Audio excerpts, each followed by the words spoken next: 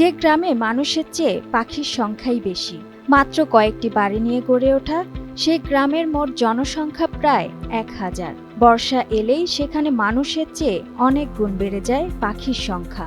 হাজার হাজার সাদা বক, পানকৌড়ি সহ নানা প্রজাতির পাখির কলকাকলিতে যেন এক রূপকথার অভয়ারণ্যে পরিণত হয়েছে কুমিল্লার বুড়িজং উপজেলার ছোট্ট গ্রাম কিশোরনগর।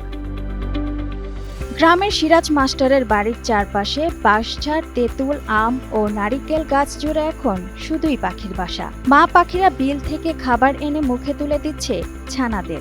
স্থানীয়রা জানান, গত ৪ বছর ধরে বর্ষা মৌসুমে এখানে এসে ডিম পাড়ে ও ছানা ফোটায় পাখিরা। শীতের আগে আবার ডানা মেলে অন্য কোথাও। আর প্রাকৃতিক এমন মনোরম দৃশ্য উপভোগ করতে প্রতিদিন আশপাশের বিভিন্ন গ্রাম থেকে ভিড় জমাচ্ছে দর্শনার্থীরা।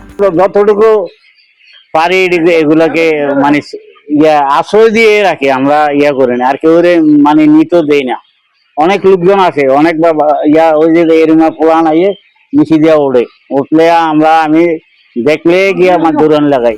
পাখিদের সুরক্ষায় সরকারি পদক্ষেপ আশ্বাস দিচ্ছে স্থানীয় বন বিভাগ। স্থানীয়দের ভালোবাসা আর নিরাপদে টিকে থাকার এই আশ্বাস বজায় থাকলে কিশোরনগর রূপ নেবে দেশের অন্যতম স্থানীয় পাখিপ্রেমী দৃষ্টান্ত হিসেবে। Sadia Akhtar, Times today.